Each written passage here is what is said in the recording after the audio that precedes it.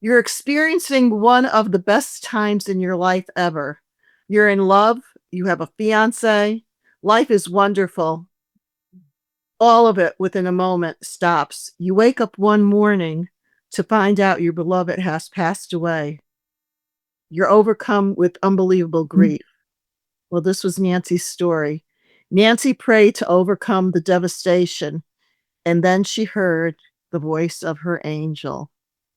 So, so our audience, our viewers and listeners, this is wonderful Nancy Freier. Nancy has been a channel for angelic wisdom and guidance since 1986, following the sudden passing of her beloved soulmate. Nancy is the creator, editor, and publisher of the Inner Voice magazine since 1992.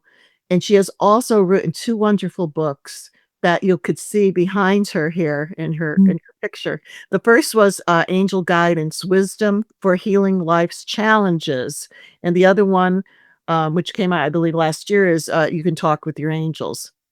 Nancy currently offers personal readings, group trainings in angel and spirit communications, and hosts a monthly angel guidance Zoom group. This lady is very busy, and she's been doing it a long time, almost 40 years, even though That's she's a lot. 5. Hey, you Oh work with my those gosh. angels, right? Keep you going. Right, Wow. Joanne? Hey, we've both been on our path for a We know long that. time, a long time. So let's kick it off. So, There you go, Joanne. wow.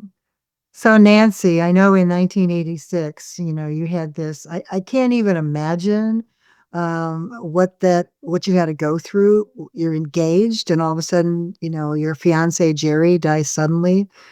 Do you think that that was the catalyst, to get you onto this um, road to spirituality, if you will? Absolutely. First of all, thank you for having me. Thank Well, you thank for you for coming. being with I'm us. happy I'm happy to come and share my story and how the angels appeared in my life quite by surprise. So, can you expand on that? I mean, how did your fiance's passing kickstart you into this journey with the angelic realm? What happened? Well, How did you open? let me tell you a little bit of that story that you recapped earlier. Um, we had been going together about a year and a half. It was love at first sight. It was that deep soul connection, like I know you from somewhere. Um, almost couldn't wait to be in his life forever. And things were going pretty well until I'm not exactly sure how to say this, but um, I was at work the morning of November 18th, 1986. I was a shipping clerk at a steel tubing company in the inner city in Milwaukee. A dreadful job. And my boss hated me. I mean, it was just a dismal picture. And I was not allowed to make phone calls from my phone on my desk. I had to wait till noon hour. And that morning at 10:18 a.m., my life changed, but I didn't know it yet. Jerry's spirit brushed alongside mine in his passing, and I felt it. I suddenly knew something was terribly wrong, but I didn't know what. And my habit from earlier years in my drinking career, I'll call it, um, I was always negative. I always thought the worst, right away. And so I was trying to talk myself out of, it's just a goofy feeling I had. It doesn't mean anything, Nancy. But it was so strong, and I knew something was wrong, but I didn't know what. But at 10:18, I picked up the phone on my desk to call his house. And I thought, what am I doing? I can't call his house. I'll get yelled at. Boss sat right behind me. And I was pretty frantic. I mean, I just kept getting more and more worried all morning until noon hour when I could finally call him. And that was the pattern. He worked a third shift job, and I would call him at noon to wake him up. And he would go to work, and then we would make plans for if he was going to stop by that evening to see me or whatever.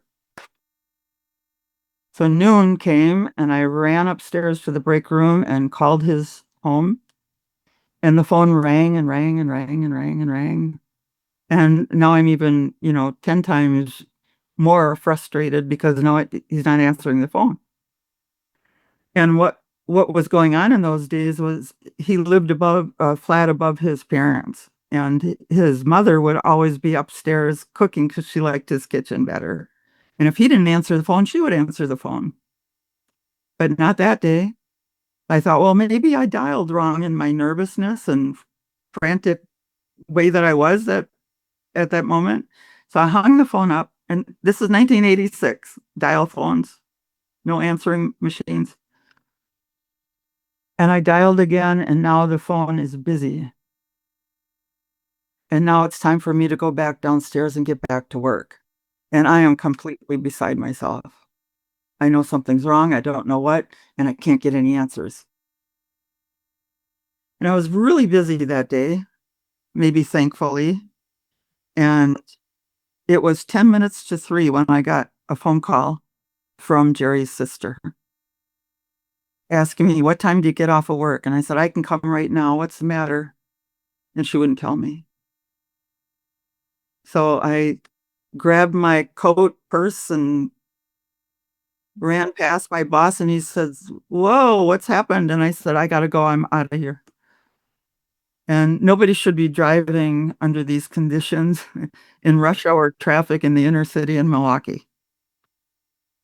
And to his house on the south side of Milwaukee. And on the way there, I'm talking myself into what happened to him. And I finally decided he was in a car accident, and that's why he couldn't call me himself until I turned the corner by his house, and his car was in the driveway, and there was nothing wrong with it. But see, I knew he died, but I couldn't say it. And I got upstairs to his flat, and his sister came and got me at the top of the stairs, and I could see into the kitchen.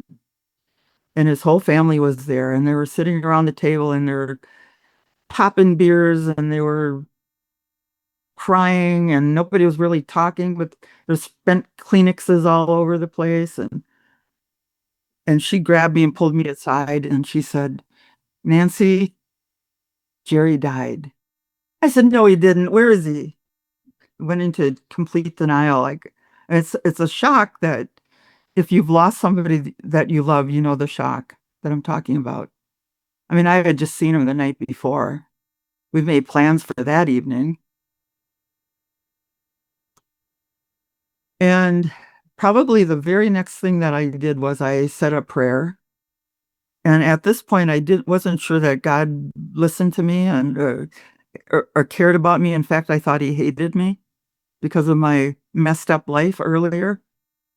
It didn't seem like he ever answered my prayers, so why would he now?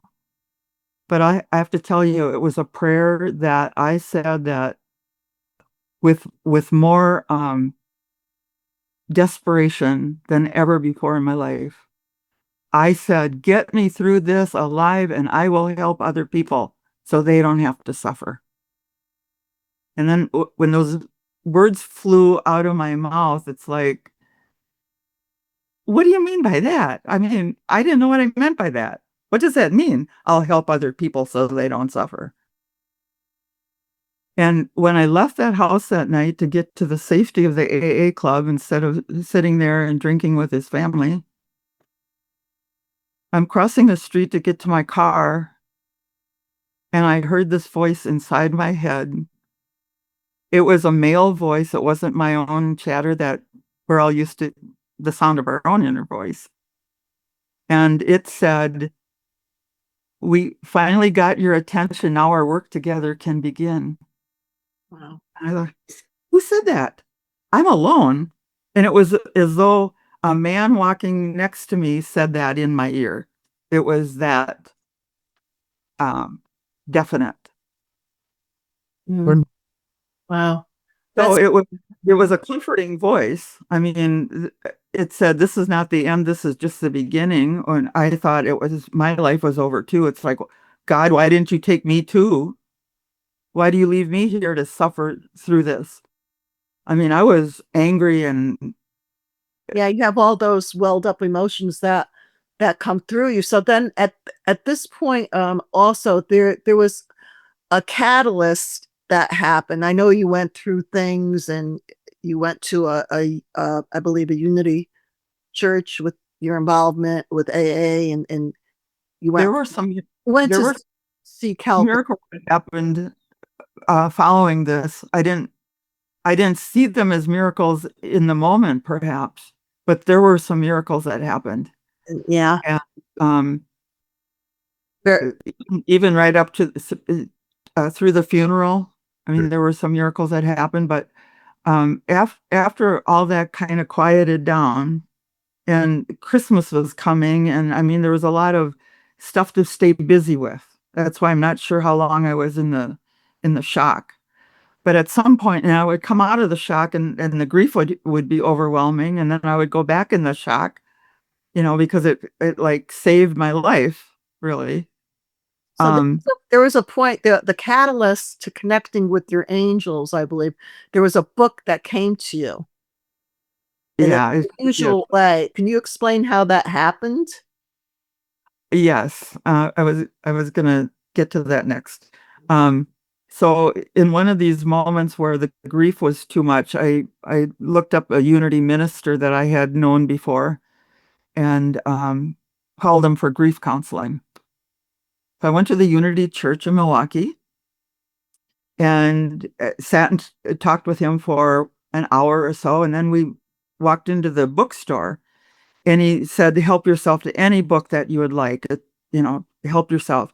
And just as he said that, this book fell off the shelf, and it was called Life Never Ends by Kay Leedy. He Mm. bent over and picked it up and handed it to me. And he said, "I think somebody wants you to have this."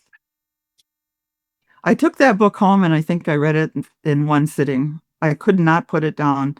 And what it is Kay lost her husband, and he had died sometime earlier, and she, through automatic writing, got messages from him. And when I finished that book, I thought, but she's lucky she could talk to him, and I don't have that skill. I didn't think I had that skill. And And probably the most powerful or I don't know how to, there's no words for some of this stuff, but I wanted to talk with Jerry so badly that I didn't think I had the skill to do it, but this woman, Kaylee, did. But then I accidentally met a psychic. I didn't go looking for her. I didn't really know any psychics. I mean, the word never really crossed my mind at this point. And met her by accident, and she told me that I needed to do automatic writing. I heard about that from that book, and that Jerry and I needed to communicate because he couldn't go on and I couldn't go on without us saying our goodbyes. this is very interesting that you brought that up. And our listeners and viewers, I really want you to hear those words because these are these are little pebbles and stepping stones that happen. I mean, that book fell off the shelf for you, and it was something in there. And to have it talk about automatic writing, and then you go to this, reader, psychic person that also tells you, doesn't know about the book and tells you the same exact thing. So here you go, folks. There's no coincidence. You're hearing it again. Exactly. So that's like Exactly. telling you, right, Joanne, of saying, Exactly. do that. We've had books fall off shelves I before, have and to hear that. Living in Love with Yourself. It's an old book. And I used to sell yeah. a lot of these in my I had an angel shop, Nancy, if you weren't aware. But when I opened up that book, the first paragraph is said, "We're all addicts." He was talking about his life, and I took the book and I threw it across the room, and I said a few choice words, and I said, "You idiot! You don't know, because I was going through my own woundedness from my childhood, and I grew up in addiction. So I'm like, idiot, doesn't know what the hell he's talking about. And then I picked it up again and I read it. I read it like you said really quickly. And in it, it says, and it's true, we cannot judge. We all judge people, but we can't Right. because we're all addicts in one shape or form. If someone told me, hey, you can't have a piece of chocolate for the rest of your life, I'd be like, oh my God. I'd start shaking and sweating. So we all have our addictions. So you can't point, somebody smoking or drinking, whatever they're doing, you can't judge them. You know what it is? What I think it is? It's our pathway to divinity. It's our pathway to our connection with God and with the angels. It's something's got to happen to get us there, right?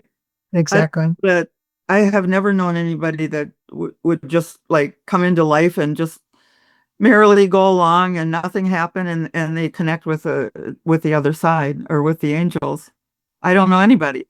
Everybody that I know who has done this kind of work has had an experience, has had a devastating loss of a loved one, an addiction that they've recovered from. Something was the catalyst to get them Well, a where lot they of are. times also people that connect with their angels, they've had horrific car accidents. Like Joanne and I, we've had multiple car accidents, or you get really sick, you get an illness. If you keep going on and on, you're not getting the message. They'll stop. Right. It's They'll got to be something dynamic for them and to I get your used to attention. share, yeah, and I used to share with groups that I had, folks, you don't have to wait. Listen, viewers, listen to this. You don't have to wait for something horrific to happen or go Right. to something. You get in contact, quiet yourself, and connect. And the Desire it. magic Yeah. and miracles happen. You can And desire. Arlene, we were just saying it's interesting that all three of us almost died at birth. Yeah, It's like, I agree that. Joanne, your next what's question. up with, yeah, it's like, wow. Yeah, I did too. I don't know if you read that somewhere, Yeah, but Joanne, you want to ask, but I was 3 days old and they didn't expect me to live. I was very sick. Right. Not, Bad. Nancy, you experienced 2 other NDEs. Can you tell us about those? The first one I don't remember because I was just days old and I was very sick. And How they, familiar, Arlene? they didn't expect me to live. Wow. And my mom took me, she told me the story once. She took me Mhm. to the doctor. In those days, they had offices, those days they would see. from a hospital. Yeah, They and would come to the house. yeah, Yeah. but they came to the house too. I remember as a little kid, but Yeah. um, she told me the story once. She took me to see the doctor because she was very scared. I was not eating and not keeping anything down or whatever. And when he brought me into the doctor, he started nervous, shaking, and lit a cigarette. Remember in those days, it's doctors. The doctor's having a cigarette. Go over you. And he had her to Right. the hospital immediately. And they got me to the hospital, and in the confusion, they didn't expect me to live. And in the confusion, realized that I hadn't been baptized yet. So, Mm. and I don't know who did it first, either the doctor or the minister. They called the minister in, but they both baptized me, and then I pulled through. So, was it the baptism that did it? What I think happened, if you want my opinion, is I believe that we come here with a set of lessons that we want to move through. Right. This is Earth School, and I didn't want to come. I didn't want to come here, and that's a longer story. For maybe another time. And then after I got here, it's like, oh no. I'm not gonna stay here. And created the illness to leave. And in that moment, probably that day that they weren't expecting me to live, I'm having a conversation with the angels. And they're saying, Nancy, you signed up for this. You go back. Yeah. You got to go through with this. It's for your own good, blah, blah, whatever they said to me. And so then I pulled through, and here I am. Can And I ask you something? What year were you born? Just out of curiosity. 1950. Oh my God. Okay. Hello. Oh, We were all right there. What's your birth month? October 25th, 1950. Oh, Jesus. I'm April 24th. And guess what? Nancy, I was checking out also. I was And checking so was out, I. and March so was 16th, same time. Joanne. I mean, All that three is of us. uncanny that the three of us, and we're all creative people because I know we were an interior decorator. I wanted to go for interior design and decorating, but I went to the hospital and got into medicine, and Joanne's an artist. Yeah. Very, very fascinating that there's many people that have. Yeah. What's up with that? We got to ask our angels. Now, did you have, Well, now, Nance, did you have, when I grew up, because we grew up in the 50s, I had, when I was young, I had deja vu like every day, and I didn't know what it was. I don't know if you experienced that, but it was very unnerving. And you couldn't ask anybody back in the 1950s. They'd smack you No. on the side of your head and tell it you would you're take you not. to No. a shrink, I right? think we were all quieted down. We had overactive imaginations, and don't tell anybody that you saw an angel or something in your bedroom. You know, there was no understanding for it then. Even when Jerry died, there were no books on the subject. Elizabeth Kubler-Ross Yeah, had something, Oh, yeah. and yeah, yeah. and what's his name? Can't think of his name. Oh, He's a doctor. Ray Moody had Life After Life. Yeah. Ray Moody. But there wasn't anything else. There wasn't anything on channeling that, at least that I was aware of.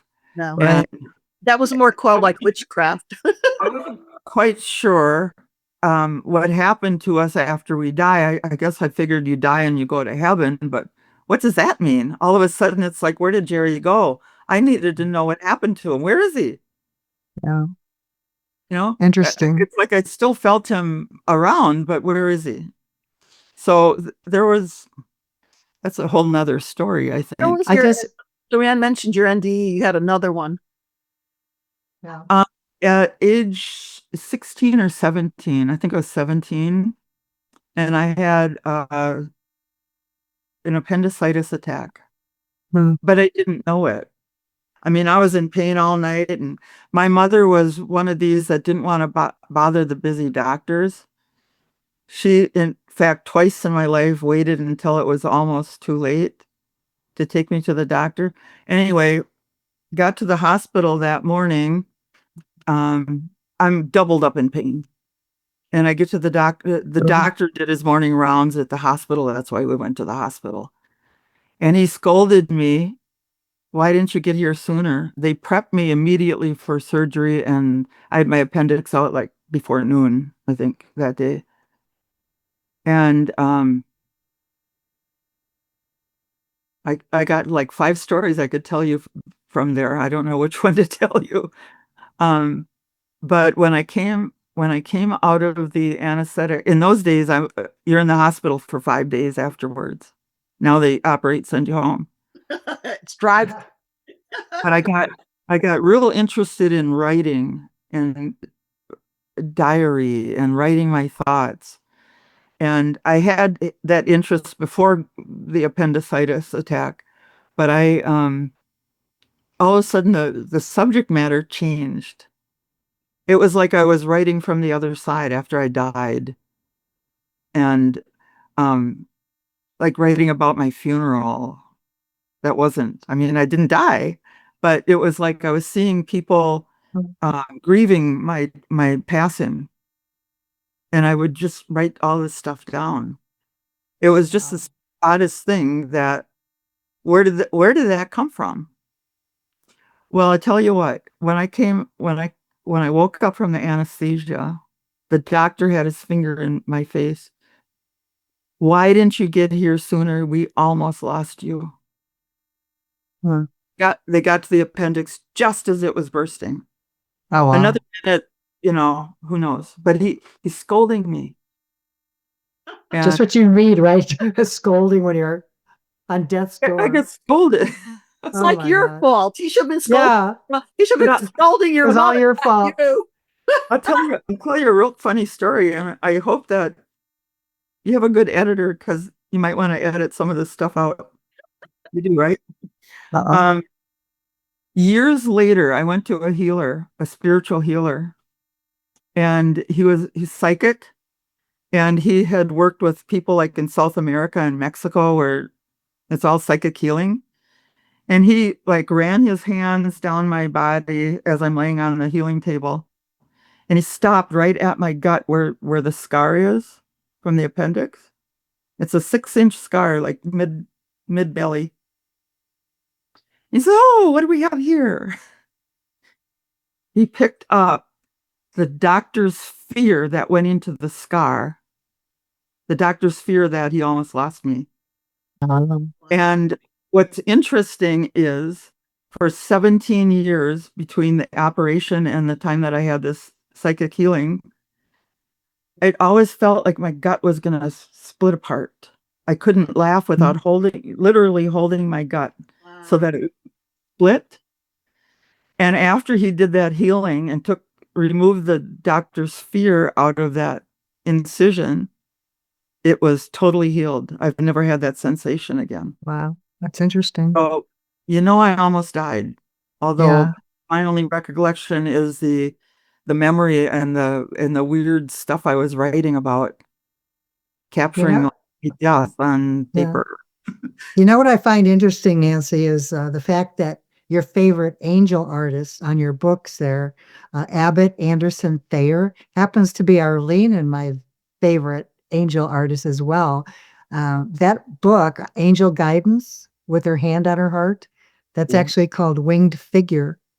And that original is in the Institute of Art in Chicago. And the other one is actually Thayer. That was a tribute to a very famous writer, Robert Louis Stevenson, who is well known for writing children's poetry and books. Underneath that painting, he painted his 3 children.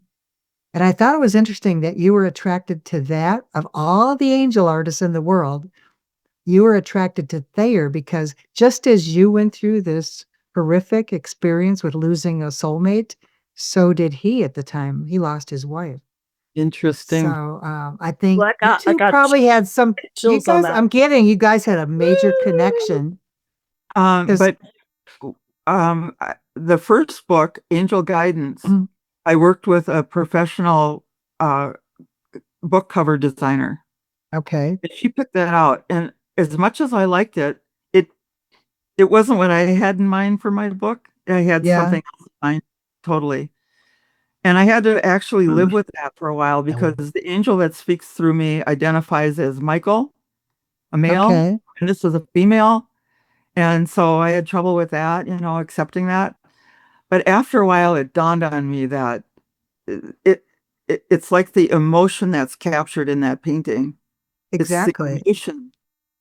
It's he not lost an angel painting. It's got that emotion that comes through in all the readings that I've done for people. You could see the grief on that, the book, Angel Guidance, the one we call Winged Figure. You could see she's like holding her heart. She's going through something emotional. The emotional component in that. Exactly. So, and then you were supposed to have his art on your books. Well, thank you for verifying. That's what you had they're showing me you had a major connection. Because he was and I didn't choose that originally. It was this book designer. You were supposed to have it on there. Chose it for me. And I warmed up to it. And then she did the beautiful lettering and everything. And then I just stayed with it. With You Can Talk With Your Angels book. Yeah. And just chose one of his pieces. Yeah. And now the third book is another piece of his. Right. And I believe And Daz, you said that because it was female, but as you know, we know angels are androgynous, so they're neither male or they're both. So they could appear one way, and they have their feminine quality or their there's a book that has the feminine name and the male name of angel. It's kind of together. So I was going to ask you, but you already answered this. But anyways, I was going to say, do you? And they don't have faces and bodies either. Yeah. That's for our human. It's just all energy. Yeah. So I was going to ask you, but you kind of already answered it. Do you have a main angel that you communicate with all the time? I know we have various and different angels. I have a cute story to share. And also, do you still communicate with Jerry? I mean, it's been a lot of years. 40 years. My answer is different today than it would have been if we'd have talked a week ago because I just heard from him. I guess I wanted to know. Hi, Jerry. Hey, Jerry, welcome. Glad to meet you. Um, I don't know which story to tell you first now. Just pick one. Um, okay, so when I started talking to the angels, talking with the angels through automatic writing, they would always sign a name. In the first, it's kind of confusing, kind of hard to explain really because I was learning the process at the same time and understanding that angels were coming through. And I really didn't care about the angels coming through. I wanted to talk to Jerry. So Okay. it's a little confusing in the beginning, but whenever the angels came through, they would always sign a name. And the name was Srepper. Srepper. Shrepper. Srepper. And I thought, Pepper. figures I'd get a name like that, like from the scene in the It's a Wonderful Life, and Clarence appears to Yeah, was that Jimmy Stewart? Was Clarence the angel appears and what's his name, the actor, says, "Figures I'd get an angel like you." Um, but what's interesting about this is that name that name was always signed to all of the readings that I did. And it became well, the full name is Srepper, Angel of the Great White Light. That was a full signature. And after years of doing readings with that signature, all of a sudden one day it was Michael. And I thought, what? What? Hmm. What? Because the energy always felt the same, but it's like, what are you doing changing your name? And the explanation was if they and it's always we and they, it's always plural. It's never I, the angel, it's always we. Um, they said if we would have told you we were Michael in the first place, you would have distorted it. You would have your ego would have run wild with it. Something would have happened and we would not have gotten the messages through. So they gave me this obscure name that didn't detract from the messages they were giving me. Can And happen. Ego could get in the way. And at such point, then they felt that was safe for me to really know that I'm talking to Michael. But I still use Threpper because it's an endearment.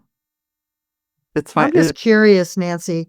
When I went public with my story and when I spoke at the UN, I got such backlash from a lot of the Christians that the angels that were appearing to me were not really angels. They were of the dark side or the devil. yeah. Have you ever dealt with that? Oh yes. I mean, come on, people. I mean, Uh, I think it was Threpper one time told me that as we raise our vibration and as our light gets brighter, right, we we attract those of the lesser light because of our light. They're attracted to it. would Um, attract. I Hmm, kind of make this analogy on a summer day, and you've got your outside porch light on, yeah. and the bugs go where the light shines. Oh, the moth to the flame syndrome, I call it. Yes, I have You're had. attracted to the light. They're Mhm. attracted to the light, but yes, I've Well, had I'm on. meetings with it at I my. yeah, I always heard that, at least when I used to have circles and do the writing that, because people would ask that, and, they always give loving messages or positive. If something is like, "You're a jerk, you shouldn't be doing that, you idiot," that's not that's not coming from the angelic realm, you know? S Right. um, I mean, yeah. if the messages are all about world peace and, help humanity and help people remember, awaken, how could that be of the dark force? But I'm Well, telling you, there's something with these yeah, groups. there They is are so definitely. quick to judge. I remember Ugh, going to a talk by some woman who was an author, angel author. I don't remember who she was now. This was many years ago, and she too attracted, these protesters or whatever you want to call them outside the building, and I think they came in and then they started to, call her the devil double or whatever. And Yeah. she said, "This is my talk. I'm renting this room. This is my stage. If you want to say your piece, you need to go and rent your own building to have your talk in." There's something on that order, and had them leave. Which I thought was It's kind just of a crazy. way to handle it, but Well, um, I had, you probably know where this, I had an angel shop for 10 years, angel. And the first year I opened, I had every known religion walk through my door. I was like, including, because I'm a recovered Catholic, including satanic and demonic. I mean, I had, because as you say, the light attracts everything. There was a place of total love. It was their place. I was guided to do it. I was just the caretaker. Well, when that was all happening, I was like, "Oh my, what?" But you know what I discovered? They couldn't stay in. They would True. leave. They yeah, would leave. They couldn't yeah. handle the light. They would like bounce. They would come in and bounce out. So Well, Right. and I knew I was just protected, and it was a protected place. So As it, you raise your frequency, you're going to attract, well, actually, you should yeah. attract higher frequency people to you. And those Nancy, of the low You'll find fall this away. interesting. My first location was right next to what we used to call a gin mill. You know, the old bars. They Yeah. would open up, a guy opened up my shop at 10 o'clock. They would be open before then, and I'd walk by and they'd be staggering out, and I could smell that. And it triggered a lot for me because I grew up in an alcoholic family. So, but a lot of times they would miss the door to the bar, and they would come to my place, and they'd be weaving, they'd be like rocking and weaving back and forth. And I was like, "Arlene, see the light, see the light, see the light." I had to like really, and it was my lesson. It was for me to see, to Mhm. go through that, it was pretty amazing not to judge and just, I think that we've all had a little taste of that. Yeah. I don't worry about it so much anymore. Not that I'm not out in the public giving talks in public like I used to do. Um, but I've had the same experiences. I was giving a talk at a Barnes and Noble in Palm Desert, California one day, and I had been conducting Course in Miracles classes in my home for a period of time. And one of the ladies that used to come to that stopped coming, and I never knew why. But when I was giving the talk at the bookstore, in she walked, and in the top of her voice said, "This woman is the devil." Oh, jeez. Oh my gosh. She was In a public immediately place. ushered. She was immediately ushered out. It I'm was telling it was you. very These are disturbing. these are the I just people felt that are like, not supposed to judge, right? it takes all kinds. It's like, I Yeah. was on a radio live. They were doing it live, and the people didn't know it was a nonprofit thing. They didn't know how to shut it off. And someone called in and asked, you could ask questions. And it was this guy telling this story. He was in the hospital, and this beautiful blonde angel came. And and I'm thinking, oh, how wonderful. He's telling this experience. Well, then he got into kink. He got into the kink. And the woman, it wasn't this woman was interviewing me, and she sat there. She was like frozen like a deer in headlights with her mouth. She was like, and they didn't shut him off. He kept going on and on. She didn't know what to do. She couldn't talk. So I just looked there and I go, it takes all kind. And I just kept talking. Just went with it. I'm like, whatever.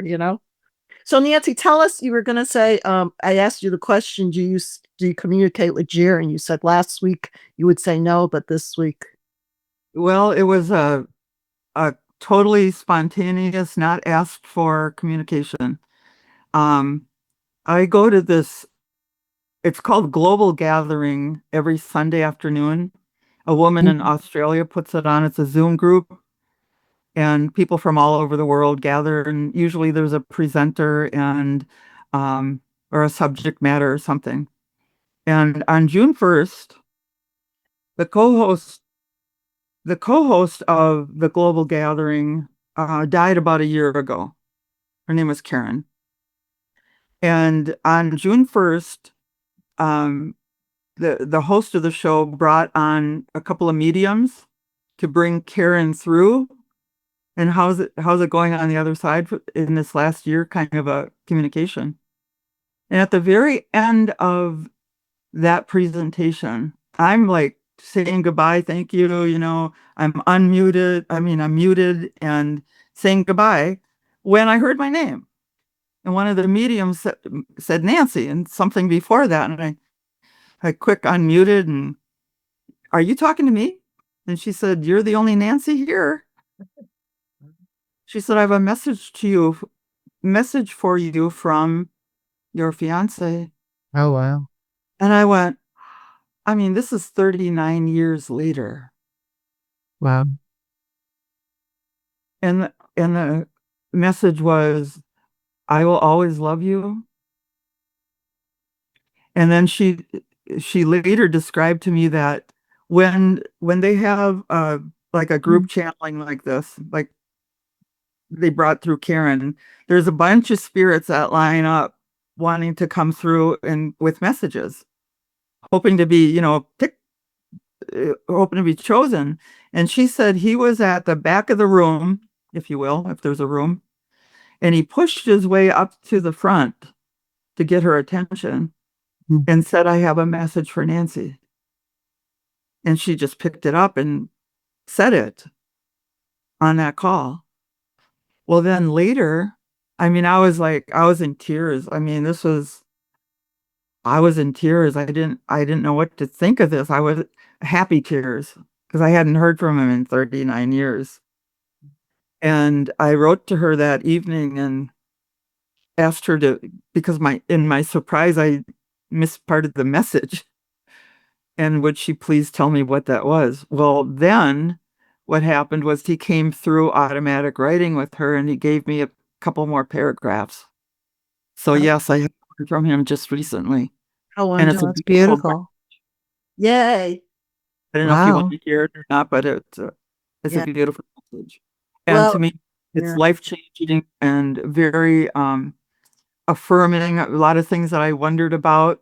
Like, yes, it was love at first sight for both of us. And that he'll be there on the other side when I cross over. Yeah, you'll reunite with him for sure. Really, heartfelt message. Yeah. Oh, that's wonderful. Well, I'm glad I asked. So, we could talk to you forever. We could go on, and this is our I favorite, think we could talk forever. because we're about angels and near death experience, so we're right in the arena. If you could, is there any final message? Yeah, I mean, if you could, I mean, this world right now, everybody's in such big fear, and it's so chaotic. Yeah. It's Time, crazy. it's such a chaotic, crazy time that we're living in. If I don't know if you have There any. have been many messages that come through. And first of all, I just want to say that over the years that I've done readings for people, it's always been based on whatever question they had in their heart, whether it be a relationship question, a connection to the other side question, anything, or how to heal an illness. And the loving energy and words that come through the angels are remarkable. I mean, there's no words to really describe it. They're so beautiful that, we were just talking about this, I think earlier, how they move you to tears, happy tears. In every reading, I would always put it through the tear test because they touch your heart. They touch your heart. They give you hope, encouragement, in such a beautiful way that I'm just very happy to be working for the angels. And you did ask if there was a message from them, and this came through today. So I'm putting it in my July issue of the magazine, but seeing as how it came through today, I'll share it here if you'd like. Great. Thank you. Right. Okay. Did you know you are a divine creator?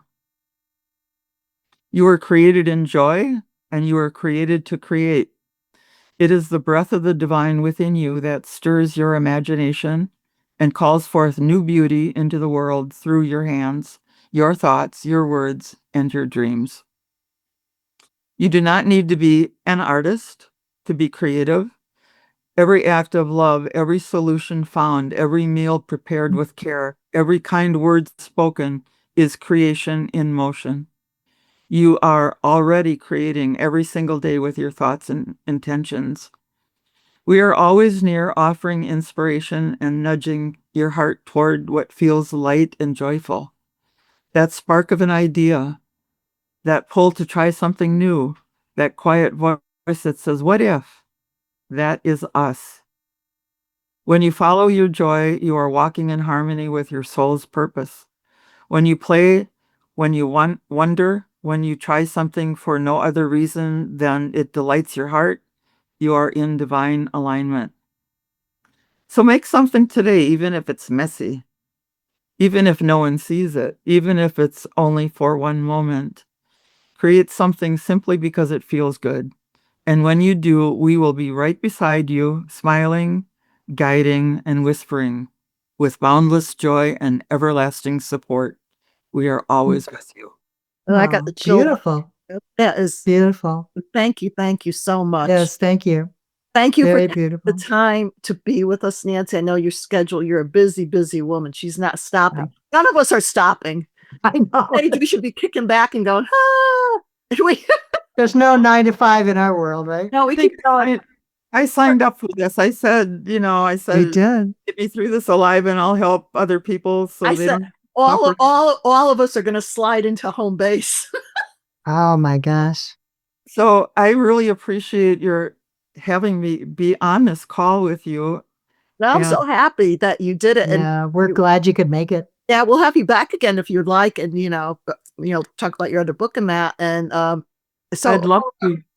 all of our viewers, Julianne, did you have anything else you want to wrap up? No, just everything. You've touched on so many beautiful points, for the general public. We all have angels around us. And there's so much more. I mean, Oh I'm yeah. surprised this visit is over with already because there's so much more to talk. Yeah. This goes by fast. And if you Yeah. know the angels at all, they're a talkative bunch. They are. And they have humor. They've got humor. Any opening, they'll come through and give you their wisdom. So Exactly. I'd like to thank all of our viewers, listeners. I always say, get out of here.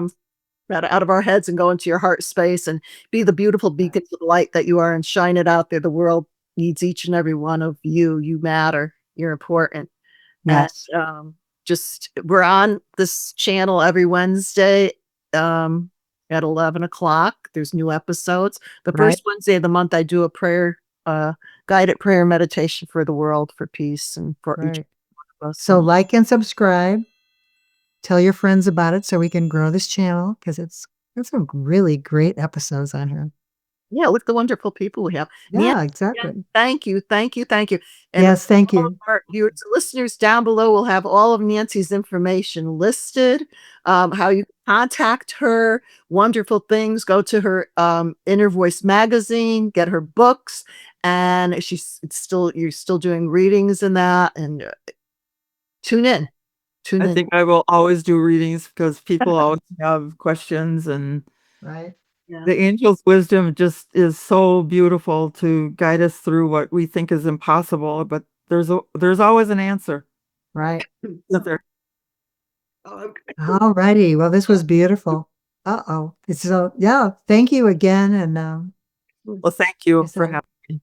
Thank you, Nancy. Really honored. Till next time. Love you. Take care, everybody. We love you. Bye. Bye, Nancy.